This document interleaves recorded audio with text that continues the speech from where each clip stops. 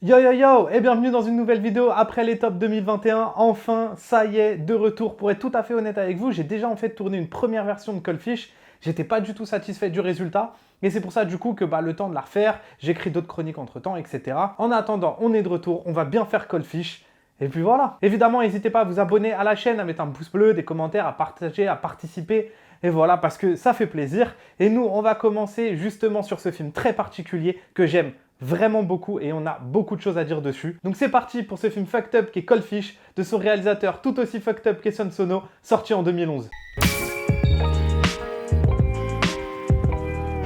Donc comme d'hab, petit résumé du film. C'est l'histoire de Charmoto, vendeur dans une boutique de poissons aquarium, qui d'ailleurs je trouve est une idée géniale parce que c'est hyper visuel, et sa nouvelle femme ne s'entend pas du tout avec sa fille, qui d'ailleurs va se retrouver à voler dans un magasin, va se faire cramer, et un ange gardien du nom de Murata va offrir malgré tout un job à sa fille. À partir de là, Murata va petit à petit s'incruster dans la vie de cette famille jusqu'au bout de l'horreur. Maintenant, on va parler du réal Sion Sono. Alors, je sais pas si sur cette chaîne, on a déjà parlé d'un réal aussi fou que lui. Ses films sont extravagants, jusqu'au boutiste, violents, sexuels. Alors, en le décrivant comme ça, on dirait de la maison des horreurs, mais pas du tout. Le mec s'interdit rien, et c'est aussi ça, je trouve, le génie de son cinéma. Pour le meilleur comme pour le pire, d'ailleurs. J'ai pas tout aimé de ce que j'ai vu, mais sa liberté et sa folie sont telles que perso, il mérite tout mon respect. Cold Fish est le premier film que j'ai vu de lui, et je me suis pris une énorme claque. C'est pour l'instant mon film préféré de Sion Sono, je le trouve incroyable, mais ça, on en parlera tout au long de la vidéo, du coup, parce que c'est le but. Pour faire un peu la filmo du gars, quand même, on va dire probablement ses films les plus connus, ça va être son pavé de 4 heures qui est Love Exposure, Suicide Club, Imizu, Guilty of Romance, Land of Hope,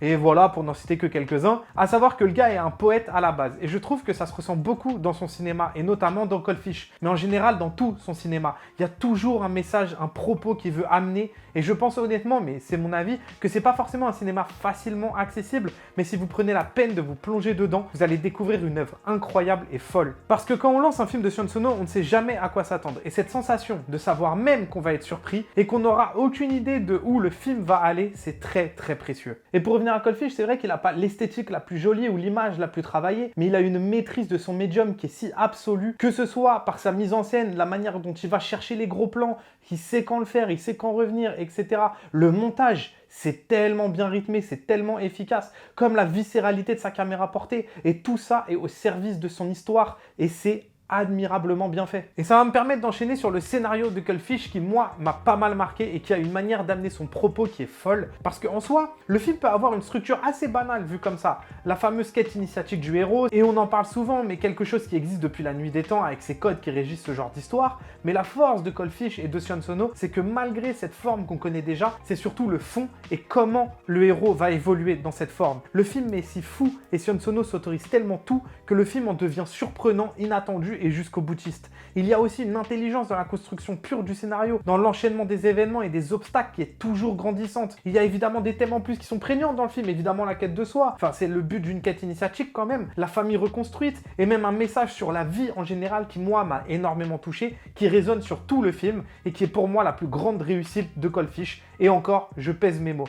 J'ai aussi parlé un peu plus haut de la mise en scène de son film et à quel point il maîtrise son médium, mais il y a quand même deux choses qui m'ont marqué, c'est la mise en scène du sexe et de la violence. Il n'a vraiment aucune retenue, autant dans l'écriture de ses idées comme de la manière dont il va le montrer et les mettre en scène. Il filme ce qu'il veut, et ça rajoute justement à ce côté absolu qu'a le film. Et un autre truc qui me marque aussi là-dedans, parce que c'est quelque chose qui m'intéresse mais aussi que je respecte énormément, c'est la dévotion de ses acteurs. Ils se donnent corps et âme pour lui et pour l'histoire. Et c'est pas qu'une question de se donner corps et âme d'ailleurs, ils jouent tous juste, que ce soit Charmoto qui soit tout en timidité mais jamais mal placé, ou Murata qui lui est tout dans l'excentricité mais toujours maîtrisé. Il y a d'ailleurs une dichotomie entre les deux caractères de personnages avec lequel Sion Sono joue très bien et qui est bien pensé, ou que ce soit la fille ou la femme de Charmoto, ou même la femme de Murata d'ailleurs, enfin bref, personne ne surjoue parce que malgré des trucs fucked up qui peuvent arriver, il ne surjoue jamais, et donc nous, en tant que spectateurs, on y croit toujours, et c'est ça en fait l'importance du truc. Parce qu'on pourrait sortir de l'histoire, hein, parce que parfois trop c'est trop, mais là jamais, parce que les personnages nous gardent justement dans cet univers et nous protègent de l'invraisemblable.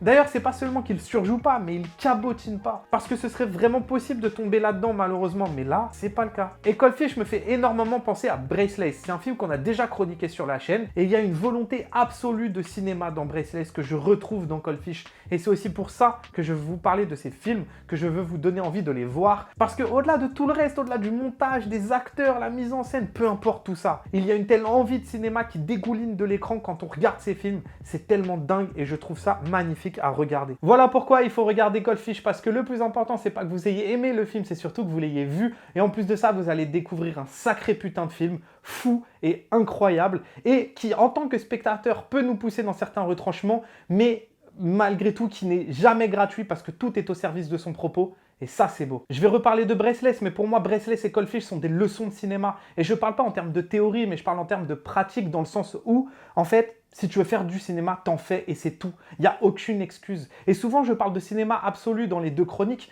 mais c'est parce que, en fait, la volonté est si forte qu'on devrait en prendre exemple. Alors même si c'est forcément plus vrai pour Breathless parce que c'est un premier film et que le mec a fait tout de A à Z, là au Cold Fish, pour le coup, vraiment, il a déjà une carrière sur Sono. Je ne me suis pas non plus plongé sur comment est-ce qu'il produit ses films parce qu'ils sont tellement fous que ça doit être hyper intéressant de savoir où est-ce qu'il trouve ses financements pour ces films-là, etc.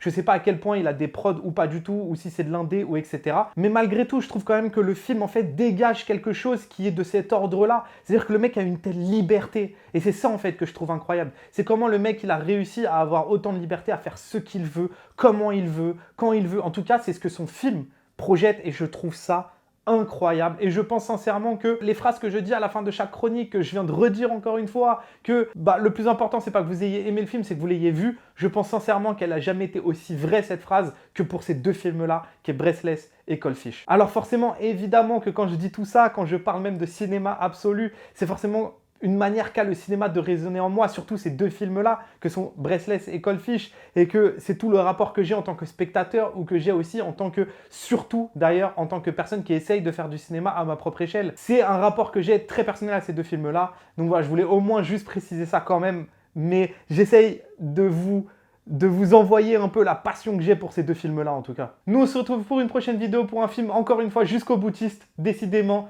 c'est J'ai rencontré le diable de Kim Ji-woon sorti en 2010. Banks!